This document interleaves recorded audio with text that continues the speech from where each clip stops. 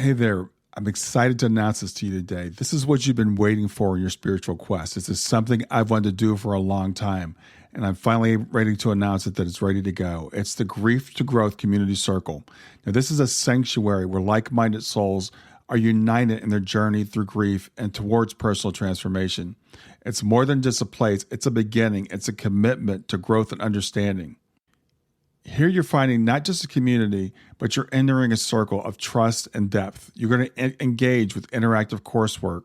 You'll dive into exclusive podcast episodes and partake in discussions that illuminate the path from mourning to empowerment. This is a realm where every question is honored and every individual's journey is validated. To be part of this exclusive circle, visit us at grieftogrowth.com/community or look for the chat icon at the bottom of every page on the main website. Remember that entry is a privilege because I want to ensure that every member is as dedicated and genuine as you are. You must apply to join, but the journey within is worth every step. So go ahead and join us today. Check it out, grieftogrowth.com/community, and I look forward to seeing you there.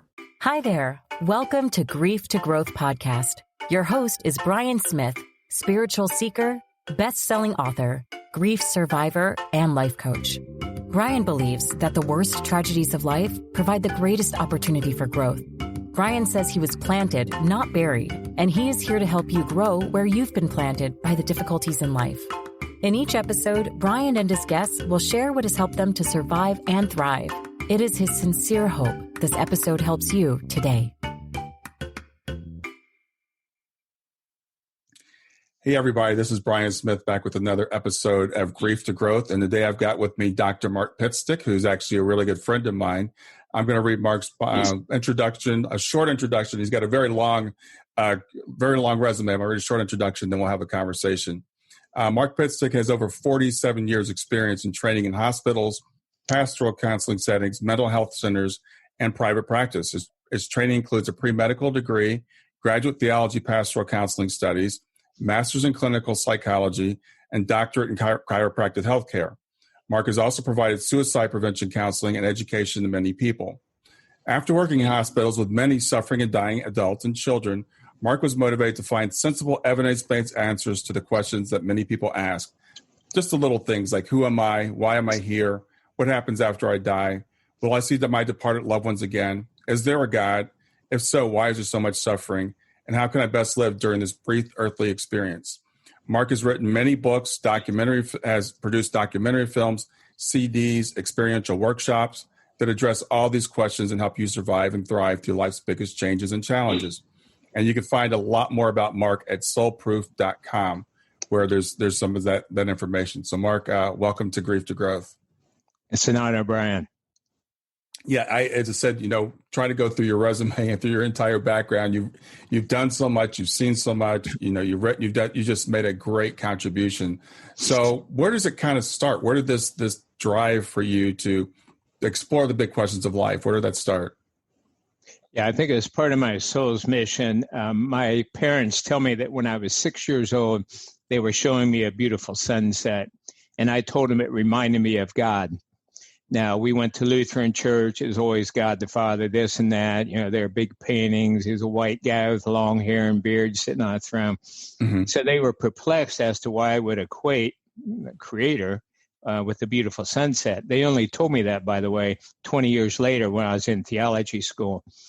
And there were a couple other events where people who could read auras or see energy were like, oh my God, I've only seen two of you in my whole life. And they were in their 70s. And they said, you are a blueprinter, you are a teaching soul, you're the kind of soul that rarely comes to earth. And now I can see why. And you came here with big missions. And I said, yeah, I eat, drink, and sleep it. When I was a kid, it's like I had to learn how to fit in, how to be a normal earthling, because earthly ways seemed strange to me. When I saw the Robert Heinlein book, Stranger in a Strange Land, I'm like, that's my life story. Yeah. So when I was 19, a couple things happened. First of all, I learned about yoga and meditation. And secondly, I started working in hospitals and pretty quickly got to the point where I was doing almost all ICU and ER work, cardiopulmonary resuscitation, breathing tube down the lungs, arterial blood gas punctures, pretty heavy stuff for 19 and 20-year-old. Wow. Almost every shift, I would be with one or more people who died. Mm-hmm. And seeing that, especially in the first hospital, they had a pediatric ward, seeing little kids, killed in accidents or sometimes abused, it just drove me to my knees. And everything I'd been taught, God is all loving, all knowing, all powerful, just sounded like a whole bunch of BS. But it was a wonderful thing. It launched me on decades of searching. And now I feel like I have great answers, in many cases, evidence-based answers to all the questions you posed in the intro. Mm-hmm. Yeah, and it's interesting because a lot of times when people find themselves in a situation like that, it drives them the other way. It drives them to materialism or atheism, where they say, well, there can't be any meaning or purpose because I see all this suffering. I think that's kind of the easy, quick answer, but that wasn't satisfactory to you. Yeah, it's kind of like we say in Helping Parents Heal. When something horrible happens, it can make you better or bitter. And in my case, I call myself an agnostic because I really didn't know. And Mm-hmm. that's one reason I went to theology school instead of medical school, because I wanted to find out for myself, what was the biblical history? What was the early words behind some of these teachings that didn't make sense? You shall fear the Lord thy God, and you got a loving God who would let you or send you to fiery eternal hell forever. And you have obvious discrepancies that most kids spotted and said, well, that didn't make sense. Yeah. So I searched, and I actually kept cardboard boxes, everything I would read, think of, hear on the radio, and so on. And finally, I had several big boxes of notes, and I thought, I have a book here. And that's when I wrote the first book, Soul Proof, in the late 1990s. So it's interesting. Also, you mentioned theology school, because I've heard for a lot of people that go to theology school, that's what kicks off atheism for them. They become pastors, but they don't really believe it. Yeah. Well, I would say most that I've spoken to, they believe in a different kind of God. They reject that deistic, primitive, 2,000 plus years ago image and see a more creative, loving force, energy. But how do most people without a background for understanding that, how do most people understand that? They usually don't have a support system for that. Mm-hmm. So they just know they reject the archaic images that don't make sense. Yeah, that's a really interesting thing. As you were saying that, I'm thinking about, but they're still teaching it every Sunday, for the most part. A lot of them are still teaching this God that they really don't believe in. And frankly, it's a very primitive view of God. It's a very primary view. And as you were saying how you felt growing up, that's how I felt. I was like, this world doesn't make any sense to me. And when I realized I was a separate being, that didn't make any sense to me. When I realized this God was so angry, why is he so mad at me? And eternal hell, they're like, well, you deserve eternal punishment just because of the fact you were born. I was, what? And I never understood that. Yeah. Original sin. That's another one. Just like, what? I was blessed with some clairaudient experiences. I couldn't make a living on it.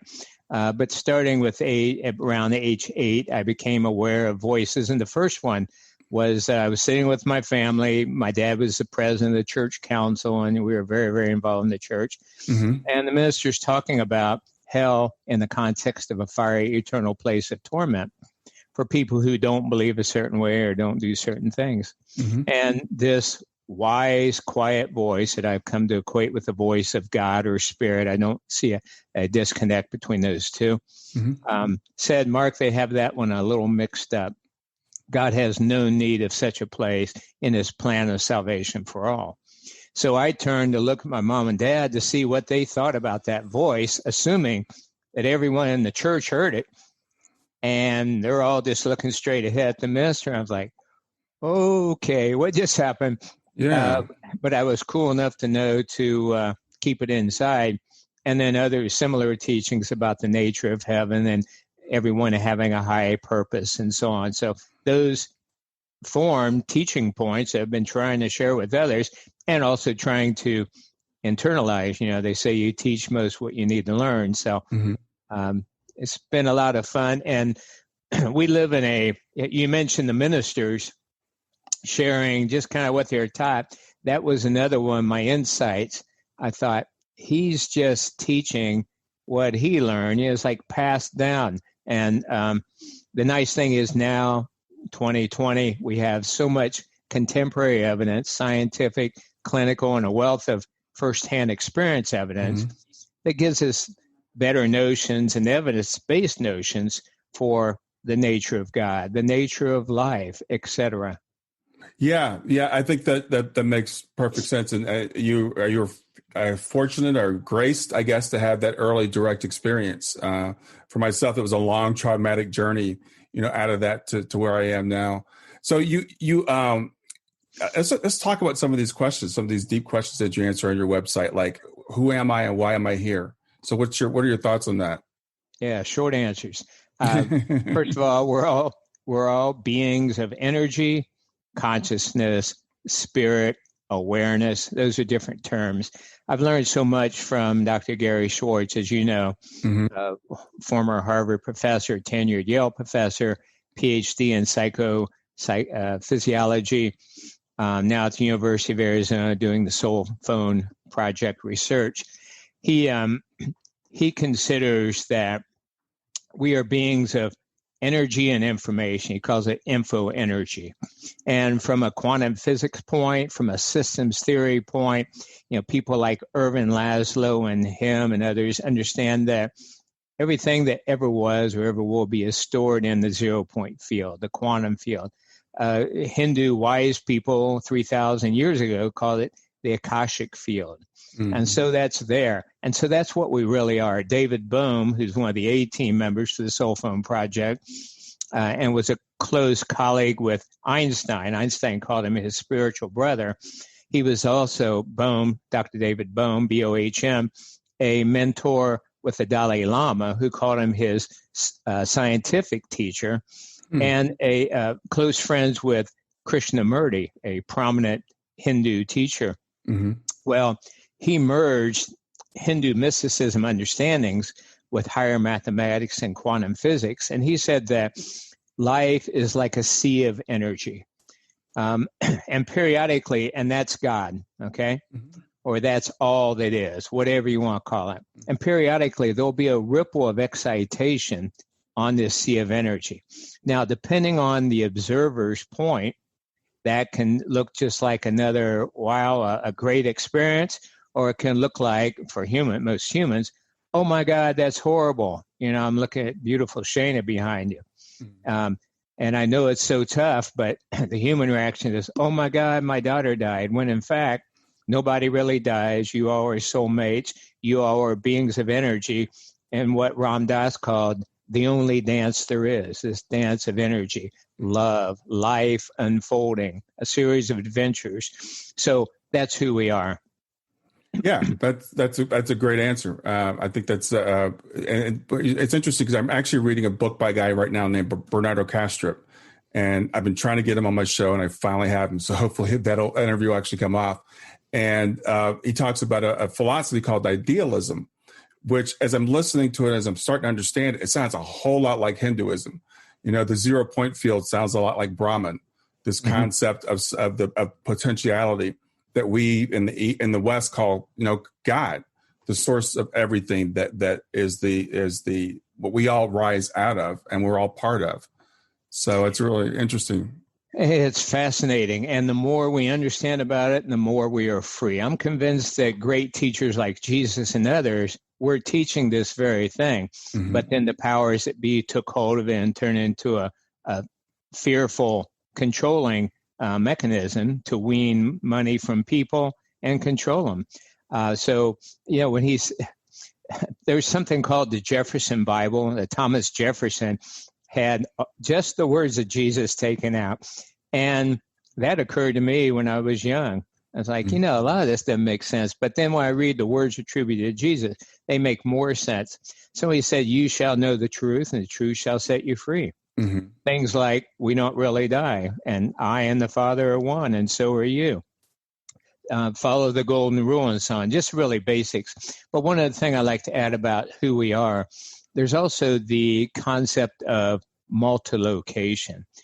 Some people may be familiar with it through bilocation or parallel realities, simultaneous realities. And there's some good evidence for it. I first became aware of it through Native American teachings. A couple of my dear friends are Native American teachers, and oh my God, what a wealth of wisdom those people had we only honored it and learned from it instead of casting them out. Anyway, I saw paintings in profile of a brave, and then above the brave, a bear, and then an eagle, and then tree and star and moon, and then the cosmos.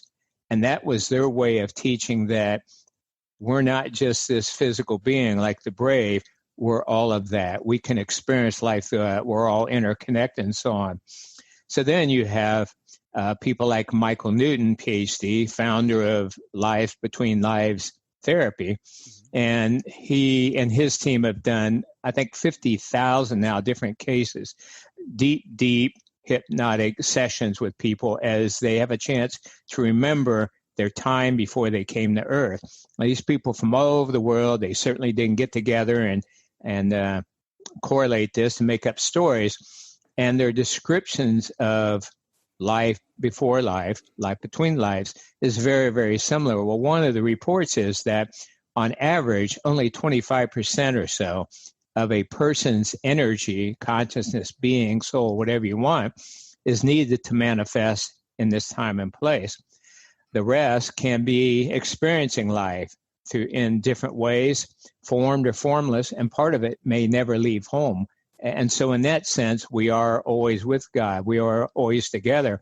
That's one of the things I share when I counsel bereaved parents. I say, if you can wrap your head around it at the same time you're grieving, and I know it's horribly difficult, but it can lighten us some to consider, and again, good evidence behind it, that you and your child might be together right now in just a very real sense as you were together before his or her body died. Right. And you're looking down at this saying, wow, mom's sure having a tough time with this. I hope she remembers, because we planned this beautiful adventure that if she can have a breakthrough, move from a bereaved parent to a shining light parent, it'll bless so many people and it'll teach her lessons that serve her for forever. So that's how far out who we are is.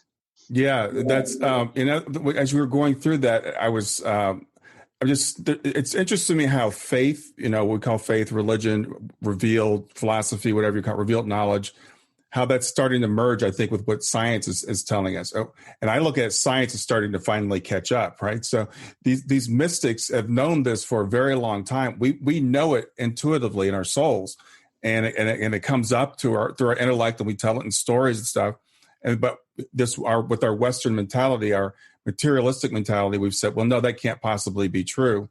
And now we're finally getting the tools to find out, yeah, this stuff is actually really true. Yeah, I encourage people to look at the contemporary evidence, and I share a lot of that in my book, Soul Proof. Dr. Schwartz and I also did in our book, Greater Reality Living, to look at the what Aldous Huxley called the perennial philosophy, the golden threads that run through all the major religions, some of which I just mentioned. And then also to trust their inner experiences, their inner voice. And I think the combination of all that, and you've got a pretty good grasp of the nature of reality. Yeah, that reminds me, I was talking with a friend the other day who's, I would say agnostic, but more leaning towards materialistic. And we were talking about death, and she said, I fear not existing anymore. And I said, I was telling her, I've worked with Kelvin Chen a little bit, and he wrote a book about overcoming the fear of death. And the first belief system he calls is the one we fear we're not going to exist. But I said to her, well, it doesn't logically make sense to fear that you're not going to exist, because if you don't exist, you won't be there to experience a non-existence. But I think something intuitively tells us that we are eternal, and so when we fear not existing, what we actually fear is like being in a void. We think we're going to die and not have any experience. I don't think we can even imagine not existing. Stay with us. We'll be right back. Hey there, something I want to tell you about today. My podcast platform, Buzzsprout, has recently made it easier for me to allow you to support me financially. go to www.grieftogrowth.com/subscribe. That's grief2growth.com/subscribe. And once you're there, you can sign up to support me financially. Now, you can do it for as little as $3 a month, or of course, as much as you'd like. If you do that, you'll get access to bonus episodes, and you'll see those in the regular feed. They'll have a lock on them. But when you become a subscriber, you'll actually get access to your own private feed, and you'll be able to listen to the regular podcast along with the bonus podcast for the subscribers. I want to thank you for listening. I want to thank you for sharing the podcast. And I want to thank those of you who support me financially. Have a great day, and on to the episode. Well, we now know for your viewers, without a doubt, that consciousness survives after bodily death. It's not a question anymore. And so that's just part of what we're sharing. And we'll be able to make that statement even more strongly and say scientific proof in 6 months from now. So it's a wonderful time to be alive. And I hope people use that information to be free, to relax, to enjoy life.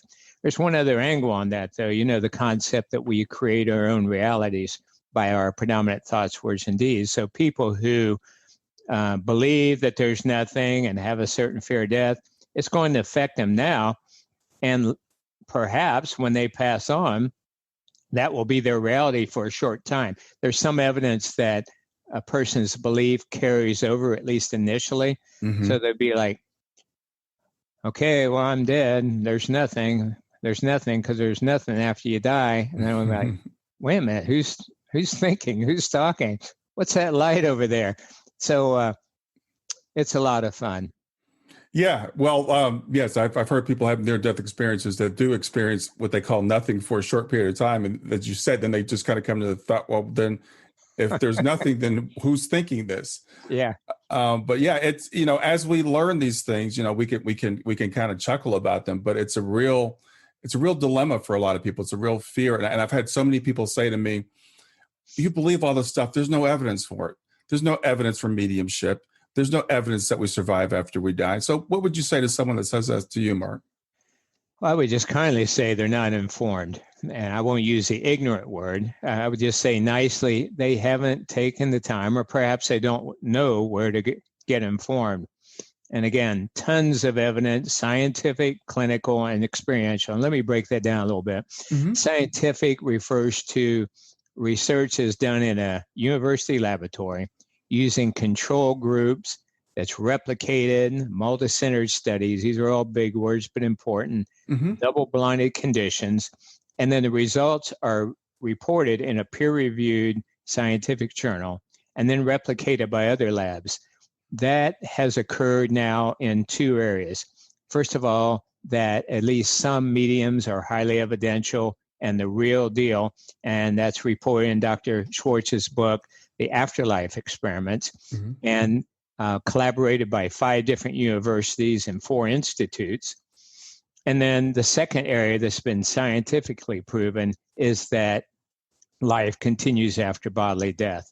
Again, that's been definitively demonstrated scientifically in multi-centered studies now and getting ready to be at 6 different universities and institutes. So there's no question about those two areas, that at least some evidential mediums are real, mm-hmm. and they're really communicating with, quote, departed people, and then that life continues on.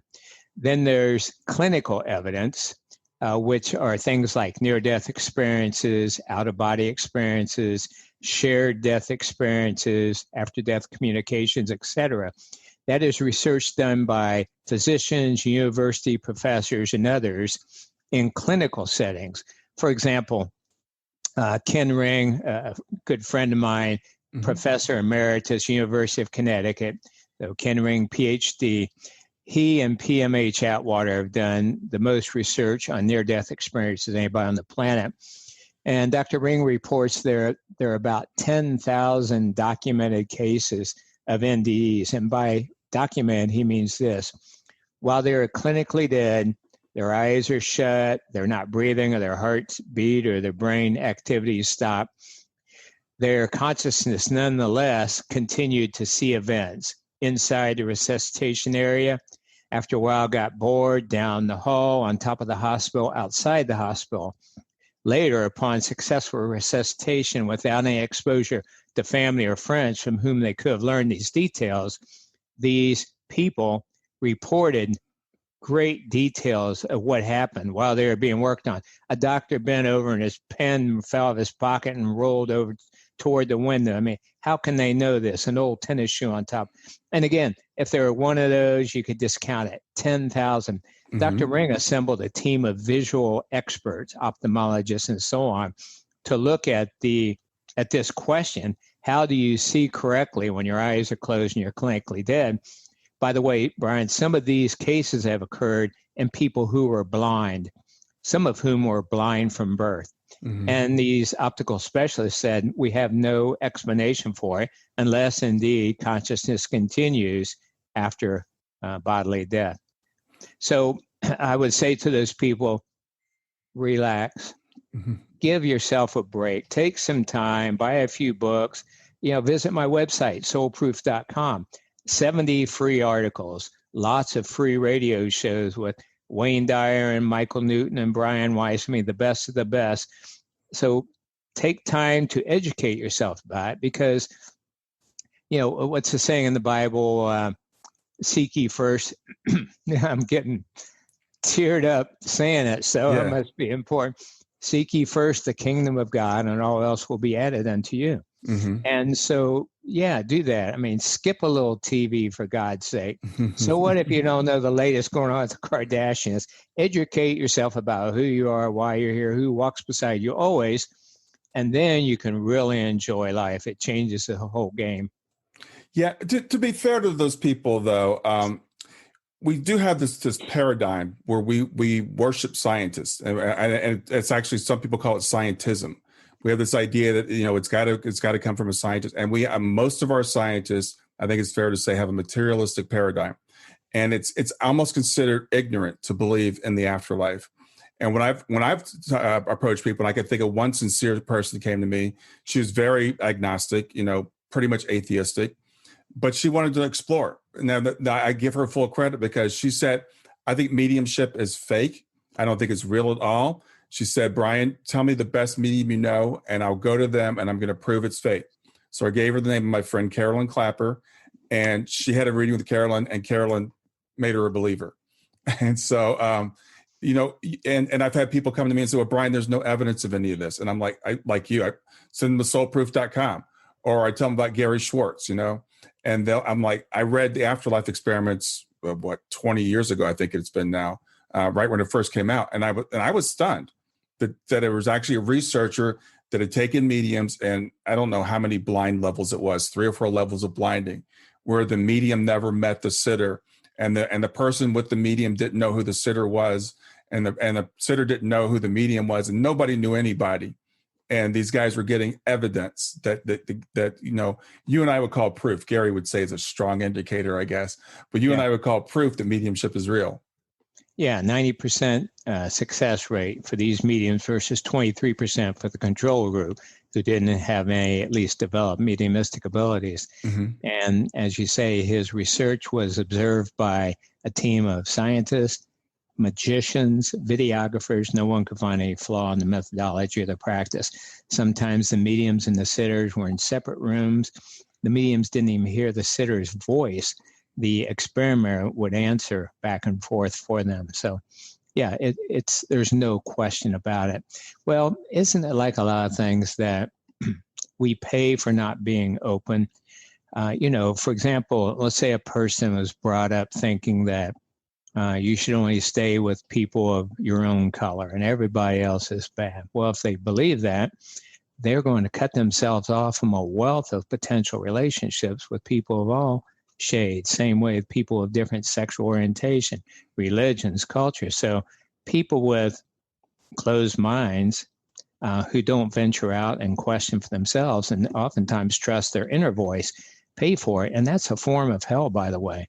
Mm-hmm. Hell isn't just hell in the original meanings meant how you feel when you have your life review. and look at what you did to others and what you thought and said. Well, every day we have a life review, whether we're aware of it or not. Mm-hmm. So one of the biggest reasons to expand our mind, expand our world, search for good answers is to enjoy heaven now and then after we pass on as well. Yeah, that's an excellent point. And I think the farther I go in my life, the more I think if there's one problem that the world has, the biggest problem is that we've forgotten who we are, that we think we're a biological accident, that life has no meaning, that the universe has no meaning, that we were made conscious when we were born, and when our body stops functioning, we lose consciousness. And I think that's at the root of every single problem that we have as human beings on this planet. Yeah, and Einstein referred to that belief that we are separate from life and others as an optical delusion because we depend on what we see. There's only one little problem with that. And this is one of the things that Dr. Schwartz and I discovered when we were starting to work together. I had used for years an analogy from Lynn McTaggart's book, The Field. She interviewed top quantum physicists, and they said that if all the light and energy, again, that's the most absolute nature of reality, if all the light and energy in our world were the size of Mount Everest, the portion the average human can perceive with their five senses would be the size of a golf ball. Mm-hmm. Well, Dr. Schwartz had a different metaphor, but very similar. He said, if all that exists in our world were the height of the Empire State Building, the portion the average human can perceive would be the height of a coat of paint. We'll get back to Grief to Growth in just a few seconds. Did you know that Brian is an author and a life coach? If you're grieving or know someone who is grieving, his book, Grief to Growth, is a best-selling, easy-to-read book that might help you or someone you know. People work with Brian as a life coach to break through barriers and live their best lives. You can find out more about Brian and what he offers at www.grieftogrowth.com, www.grief2growth.com, or text growth, GROWTH, to 31996. If you'd like to support this podcast, visit www.patreon.com/grieftogrowth, www.patreon.com/GRIEF2growth to make a financial contribution. And now, back to Grief to Growth. Stay with us. We'll be right back. Hi there, I'm really excited to tell you about my latest ebook. It's 4 lessons that you can learn from the near-death experience without going through all the trouble of dying to learn them. I've been studying NDEs for several years now. I am completely convinced that not only are they 100% real, but that there's some very universal wisdom that we can get from the near-death experience. And I've distilled that down in this book into 4 short lessons. And I've also given you all the reasons why I believe that NDEs are absolutely real. So go to www.grieftogrowth.com/NDE lessons to pick it up for free. www.grieftogrowth.com/NDE lessons. I hope you enjoy it. So those analogies based on good science point out to people that you can't go by. I mean, didn't everybody hear when they're little, there's more to life than meets the eye? Yeah. But people just think it's some old homespun phrase. And so I say most people are going around looking through a tiny pinhole, and they think, and they can only see such a fraction of all the reality. So they think, oh my gosh, my loved one died, or oh my gosh, I have cancer, I'm going to die. God, why has He forsaken me? Oh, there's probably no God anyway. Life is so, we just get in this. It's all in our mind. All this life is cruel, unfair, random, and chaotic. And none of that's true. And so that's why it behooves people to take a little time, do centering practices like meditation, yoga, time in nature, playing with people or pets, basically whatever helps quiet the brain, because the brain is the culprit. Eben Alexander, a neurosurgeon who wrote Proof of Heaven, and I were talking, and we both agreed. He is a medical neurosurgeon. I have as a doctor of chiropractic. Mm-hmm. That based on our understanding of the central nervous system, 95% of what our brain does is inhibit, filter out sensory input. Because if we could see, hear, feel, smell, everything exists, we'd be inundated. We'd be schizophrenic. We couldn't function. And so evolutionary-wise, it was adaptive for us just to see and hear things we needed to survive. Saber-toothed tiger growling, the difference between the poisonous berries and the good berries that we could eat. Well, now, though, it's become a detriment in the 21st century. And so that's why it's wise to take some time to expand that valve a bit, even if you see a quarter size portion and look around more, then life starts making so much more sense. And so does a person's earthly experience. Yeah, I remember when I first met you. It's been 3 or 4 years ago, and you were giving a lecture here in Cincinnati at the Victory Light. And you gave that analogy about looking through the peephole and the Dakota Pate and the Empire State Building. And I've thought about that ever since. And so as I've we can look and just give some people some ideas. Like, for example, we can only see a small portion of the light range. And I shouldn't say visible; it's visible to us.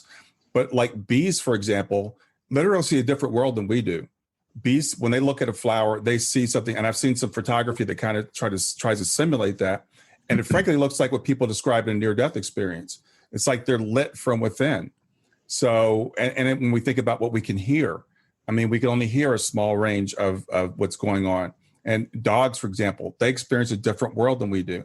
So we're so arrogant thinking that we can see and hear everything. And even with our instruments, we're like, well, surely with our instruments, we can see and hear all that there is. But we know that even that's not true. We've got this dark matter and dark energy that we know exists because it has to exist, but we have no way of sensing it. Yeah, that's science. And so for people who think there's no science behind what we're talking about, it's just not true. By the way, I'd like to sidebar real quick and share with people the first time we met. As Brian said, he and Ty was with you, and it seemed like there was one other person with you. Yeah, we were somebody, I can't remember. I think it was Wendy at the time. Yeah. Okay.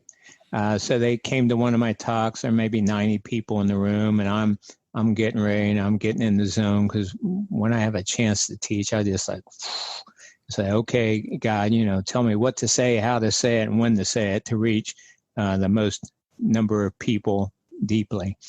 And so I'm walking down the aisle, looking at people and kind of reading and seeing where people are. And all of a sudden I look over the left and there's Brian and Ty. And I'm just like, whoa, do I know these people? I could feel your presence. I could feel your energy, and just locked eyes with you for a moment.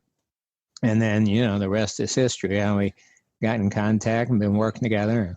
It's so wild, Mark, because I'd read one of your books or I'd heard your name or something, and but I didn't know really who you were in detail.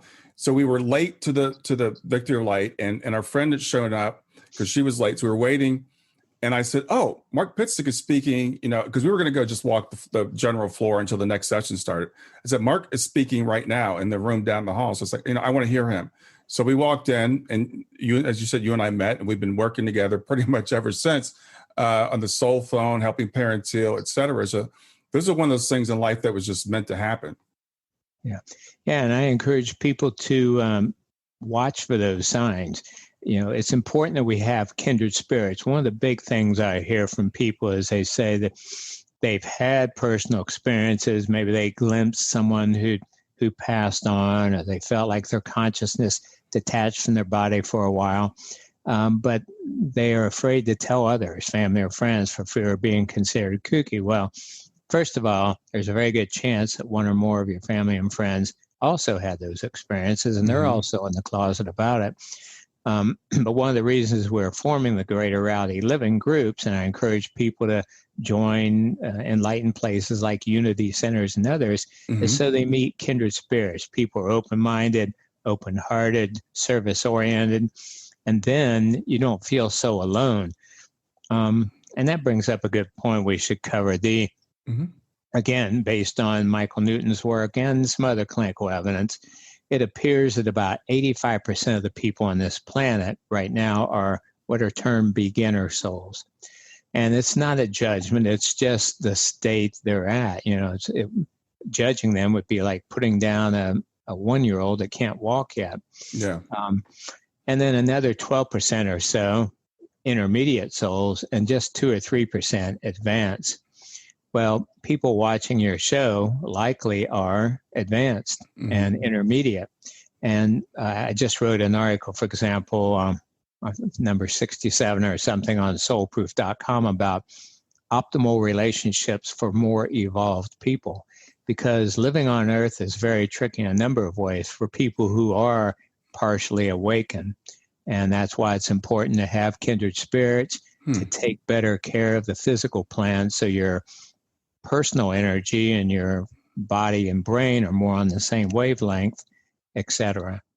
That's a really good point. It's interesting. I've heard something similar to that before because, frankly, a lot of us, the people I hang out with, like yourself and other, we look around the world, we're like, what is wrong? Why don't people get this? Why are we fighting? Why aren't we taking care of each other? Isn't this obvious that, we should be doing better? And that's, I guess, a great explanation. I think the thing is, we know we're constantly evolving, and we know there's always going to be someone who's ahead of us. And there's always going to be someone who's, behind us, for lack of a better way of putting it. But Earth seems to be kind of a beginner school. It just looks that way to me too. So that makes sense to me. Yeah. Years ago, I read a channel book by Pat Rodegast for a collective entity called Abraham. And he said, do not, I'm getting teared up. Do not mourn, and this is paraphrasing, but do not mourn for the suffering you see on earth. Where else would souls go to learn basic lessons? And so, this is like kindergarten in the universe, but important. There's one other thing that I encourage people to consider, and I just wrote an article on this about contrast souls. So things are not always as they seem, and this is why we just have that, okay, whatever, I'm going to look for the silver lining here, no matter what happens, because there's some good evidence, and I present some of it in the article, that some people who appear to be ignorant, cruel, etc., are actually more evolved souls who are purposely taking on, out of love, a limiting outer countenance to push people's buttons, to trigger people to do work that they wouldn't have otherwise if they hadn't met this, quote, mean and bad person. Same way with people who are really sick. I forget where I was reading, but the report was that some higher souls, sometimes even guides, will agree to come to Earth with, again, just part of their energy and be a really sick invalid person. Why? So beginner souls can learn to be doctors and caregivers. So that's, when you get this kind of information, again, with some clinical evidence behind it, that's when you step back and say things like, it's all good, it's all God. Or Dr. Schwartz and I were talking the other day about the saying I heard from the teacher Ram Dass, suffering is grace, suffering is bliss. Those kinds of seeming paradoxes.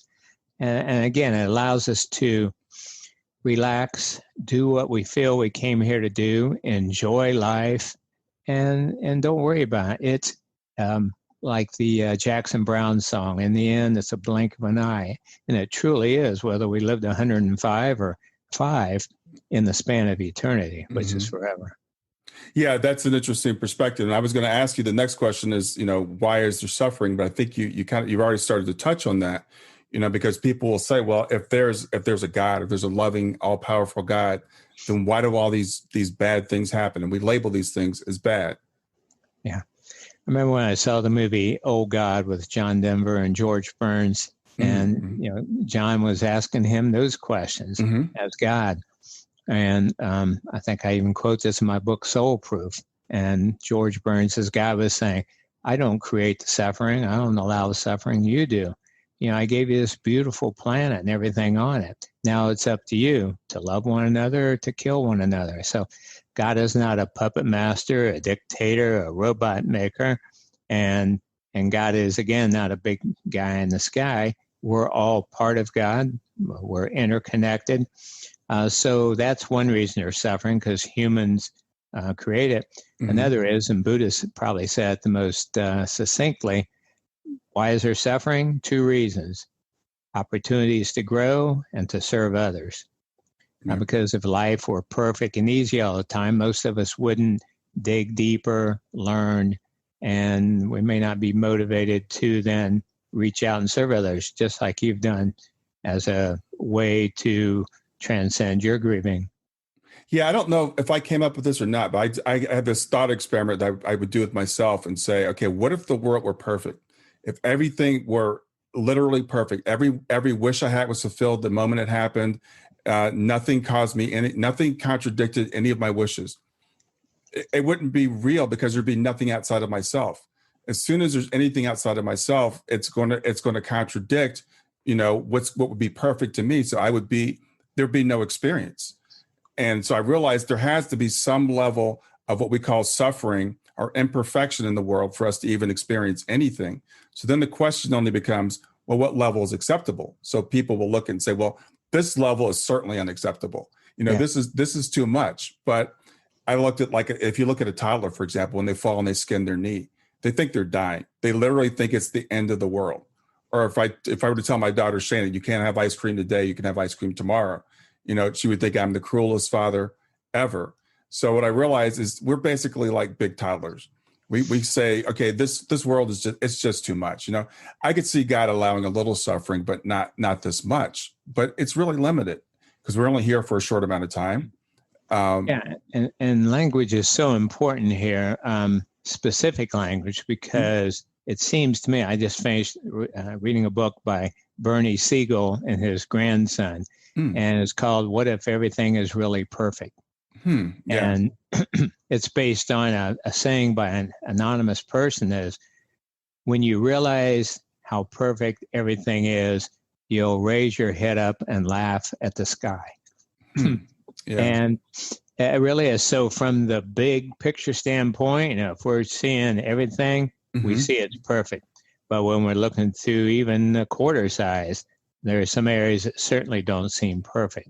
So that's the task for the awakening person, to take this incarnation seriously, to have compassion for others, to do what we can to alleviate suffering, and at the same time, remember the big picture. And that's tricky. It's been compared as like walking on a razor's edge. Yeah, I was talking with a client the other day, and I was just telling that same thing. It's about balancing, and it's about. So when we get too far on the everything is perfect, it doesn't matter side, because it's all going to be okay in the end, then that makes us no earthly good, and that's not what we're here for. But when we get too far down in the weeds and say it's terrible, I can't stand it because it's the worst thing ever, we've got to move back towards the other balance where we take that higher perspective. So being a human is a very difficult thing to do. It is. And, we don't have documented evidence for this, but I've certainly heard it said from different sources that there's a long waiting list among souls to come to Earth, because it is such a intense experience. It does provide such diverse ways to grow. I mean, it's one thing to be in a focus group in a spiritual realm, and how can I work on myself? It's all hypothetical. Yeah. When you come down here and the rubber hits the road, that's when you find out how much you really know. Well, we've touched on it a lot, but I want to talk about Soulproof, because there's such a wealth of information there. You've talked about, how many articles are there now? About 70? Yes. So there's all these articles, and you've got CDs, you've got experiential things that people can do. So talk people through what they'll see if they go to soulproof.com. All right. Yeah, there's 3 areas of free resources. I try to make all this affordable as possible to people. You do. So all these articles covering all the bases, most of the scientific evidence that life continues after bodily death, the clinical evidence, an article for bereaved parents, when your child changes worlds, when your loved one's body is murdered, when a loved one's physical form dies by suicide. By the way, notice some of my language, it sounds cumbersome, but I never say when you die, when your loved one was murdered, because you can't die. Your loved one couldn't be murdered. However, your loved one's physical shell, earth suit, we call it, can be. So articles on just about every conceivable question you could ask to answer the biggest questions and challenges people have during their earthly experience. Secondly, as I mentioned, lots of free radio shows. I hosted a radio show twice, and just gems at top minds in consciousness and afterlife studies. Free newsletters. So those are the free. And then books, but they're all very affordably, like $15, for the books. Mm-hmm. Audio products, as you mentioned, 12 different ones. The digital downloads, $14.95. I mean, and what a person gets from that would cost you $250 with a therapist one-on-one, but it's like having me in the room where I take a person in the deep hypnosis, deep relaxation, and do things like past life regression, mm-hmm. pre-birth planning, identify your soul's missions. What would your life review be like today if you died, and how can you change it so when you do pass on, it's a work of art, etc. So there's a explanation of each one of those products. Then I do coaching and counseling, and I have to charge something for that for my time. Mm-hmm. So those are all the resources out there for people. That's excellent. And I've learned so much from your books and gone through some of your workshops, with you. You've given so much time to helping parents heal, helping, walk parents through those things. So for people who haven't had that opportunity, this is a great way to get to some of Mark's wisdom and knowledge at soulproof.com. So we have to talk, Mark. We have a few minutes left. We have to talk about the SoulPhone. So people, first of all, explain to people what it is. I'm the VP on the board. You're the director of the SoulPhone, but SoulPhone Foundation. Let's talk about what the SoulPhone is. How many minutes do we have? We've got about 10 minutes. Okay. I thought you said 2. No, we got 10 or 15 minutes. Well, the SoulPhone project is based on research done at the Laboratory for Advances in Consciousness and Health at the University of Arizona. Dr. Gary Schwartz, I mentioned, is the director of it. He has a team of electrical engineers, software specialists, optical physicists, evidential mediums, and other experts who help him with this research. He started, we mentioned his work with evidential mediums 20 plus years ago. Well, 20 years ago, he started getting tidbits of information from some of these evidential mediums independently. They would say, Gary, Albert Einstein keeps coming to me and saying, you're supposed to build technology to allow communication in between dimensions. And after several years of that, then he started working on his very first experiment in 2004, measuring different ways to capture the signal of spirit and create even basic yes-no binary communication with them. Well, now in 2020, we're working on what's called the electronic soul switch, which is a binary indicator, and there's different ways it can be done. But we're working on now an instantaneous 99.9% reliable and accurate switch that people, post-material persons, people in the next realm can touch or influence to answer yes or no. That in itself has limited usefulness, but the beauty is that this switch is small enough that can be created then in parallel with 40 other switches to create the soul keyboard, allowing texting and typing, again, with loved ones, and then also with post-material luminaries, a team, we're told, hundreds and hundreds of scientists, inventors, people who are geniuses on Earth, very dynamic people, and who have learned a lot during their time in an obstructed universe and want to help us here on Earth. Once we have the soul keyboard, Brian, as you know, then we're off to the races. We will have a much better quantity and quality of information coming in to develop then the next 2 devices, soul voice, like a cell phone, soul video, just like we're doing now, Skype, Zoom, Facebook.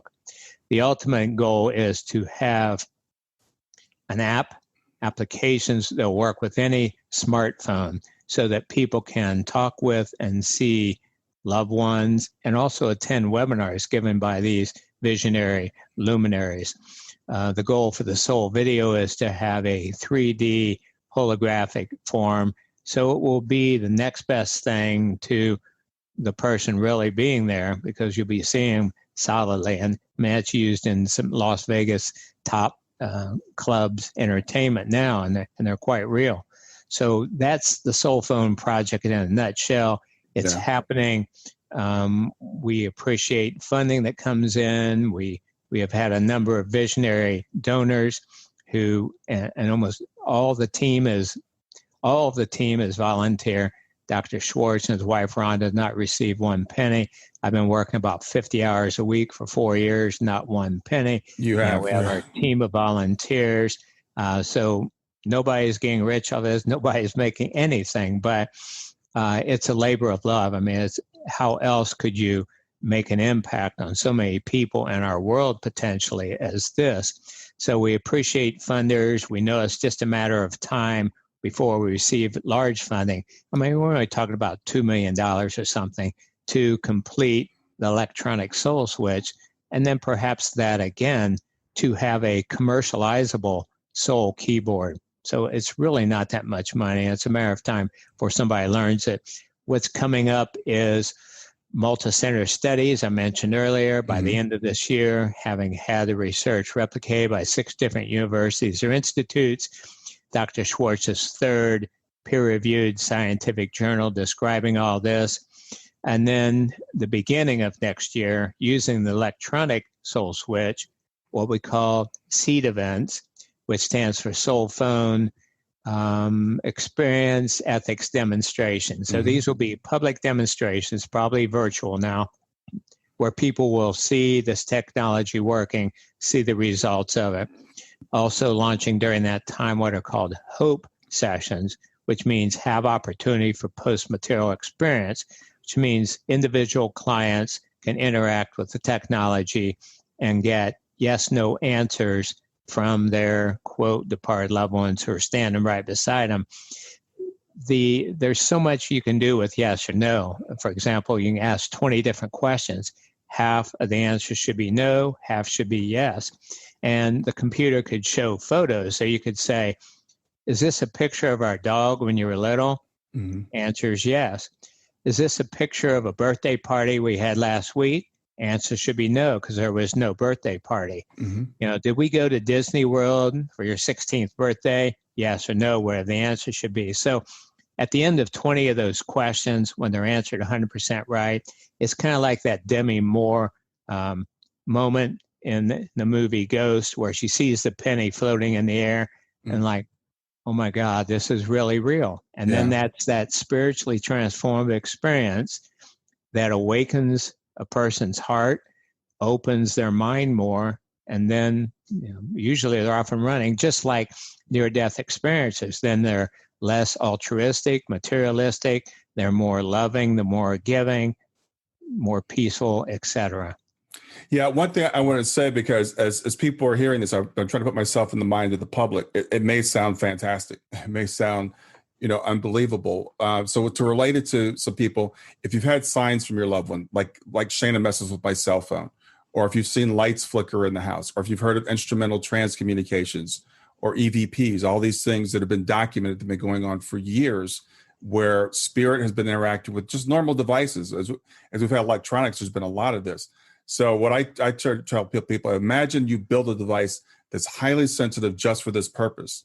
And then that's what Gary has been working on. And we've already got results. I mean, there's already results that, as you said, that are out there, but it's coming. It seems too good to be true, but I think it's really coming, in a very short period of time. Yeah, it's been a little frustrating. We've been working on this for 3 years, getting the word out, and we'll get emails from people say, well, the SoulPhone ever really happen, or is this a bunch of BS? But keep in mind, we've been trying to do this on a very small budget. Part-time electrical engineers, part-time software programmers. And so a project that could be done in a week by a full-time team may take months by these part-time people. But one thing about Dr. Schwartz and I and others, we don't give up. And we say we've already had the Wright brothers moment. There's some beautiful writings by Wilbur and Orville Wright after the first flights at Kitty Hawk. The first one only lasted 18 seconds and then crashed. But they wrote, we now know that human flight is possible. There's no doubt in their mind. 5 people saw that first event. Mm-hmm. Well, we've already had our Wright brothers moment. We already know that life continues after bodily death, and communication with them, albeit at a basic level, yes, no, is possible. Now the goal is to have a commercializable, practical, usable device, and that will change the world. By the way, in our book, Greater Reality Living, I share an interview I had with one of the mediums in which I was purportedly talking with, because you have to say purportedly because we don't know 100% for sure, but with Albert Einstein and Nikola Tesla, Carl Sagan.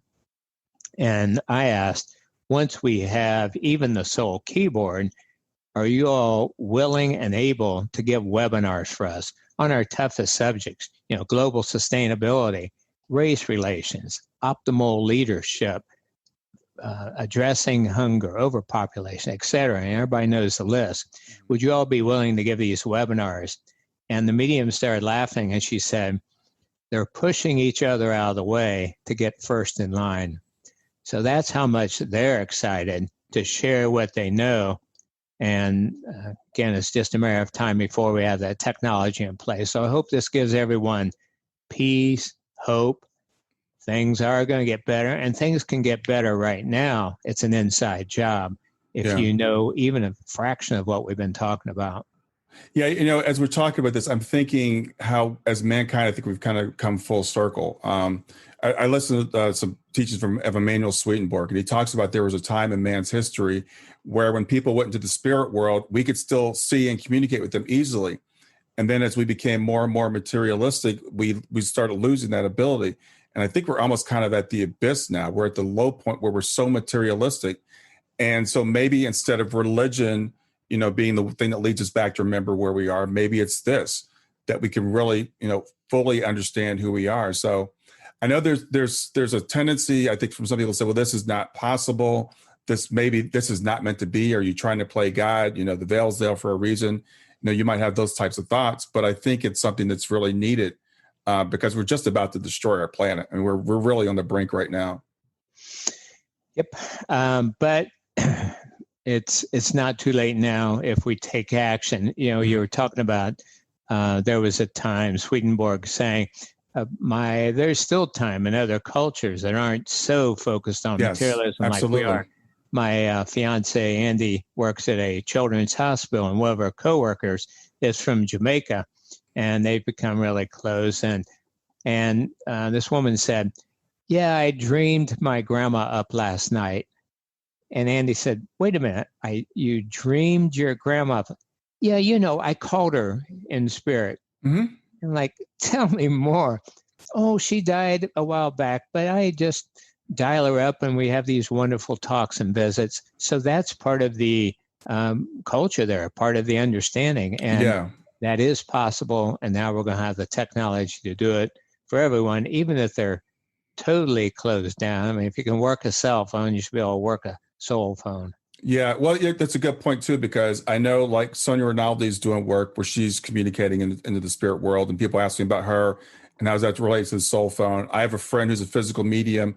He can talk to spirit over an Apple Watch. He's figured out how to make how to talk to spirit over an Apple Watch, and he's got a microphone he can talk to them on. But what I've realized with those, they're physical mediums, and that's my belief with Sonia Rinaldi, because I can't take Sonia's equipment and replicate it. I can't do what she does. But with what Gary's working on with the SoulPhone project, this is independent of the operator. So it doesn't require someone to be whatever a physical medium is. They're bringing something to it that spirit is working through their body. Yeah. Obviously, there's been good results with different EVP and ITC approaches. But as you say, sometimes it's operator dependent. Sometimes the results are hit and miss. You may not get anything. Some of the audio recordings are so garbled that you need a subscript to supposedly understand what it says. Exactly. But likewise, visual images. The goal here is to have 99.9% safety, accuracy, reliability, clarity, just like we're used to now with technological devices. Yeah. Well, I just want to say one more thing about as we are, because I was at Kitty Hawk last year, was on vacation, and I went by Kitty Hawk, and I know you and Gary always use that analogy, and seeing where they took off and seeing the museum and seeing the first plane, and then thinking about where we are today with rockets and jets and stuff. I mean, that's kind of where we are with the SoulPhone. More than that first flight, we're past that even, but it'll develop over time, and it'll become, it's going to become ubiquitous, I think, at some point in time. Yep. And I hope people are inspired by these analogies and begin flying themselves. We each are special souls, special beings who came here with gifts. Again, this is the Native American teaching us. Each one of us has a giveaway. And I've seen it for many years as life is like a puzzle. And when we each contribute our part, do what we came here to do, the pieces of the puzzle come together and we can have heaven on earth. Yeah, absolutely. Well, Mark, I could talk to you all day. We said we'd go about an hour, so we're at an hour now. I really appreciate you doing this. It's been great catching up with you. It's an honor to be on here. Thanks for all you're doing, Brian. Anything you want to say in closing? Just the websites, again, soulproof.com for my information. To learn more about the SoulPhone, soulphone.org, SOUL phone.org, and learn about it, share about it with others. Take it within, internalize it. We've mapped out how to do that, and enjoy your life. I look forward to seeing you someday, somewhere. Yeah, thanks, Mark. You have a good weekend. All right, you too, my friend. Bye. Well, I hope you enjoyed the episode. I want to make it really easy for you to reach me. So just send me a text to 31996 and simply text the word growth, GROWTH.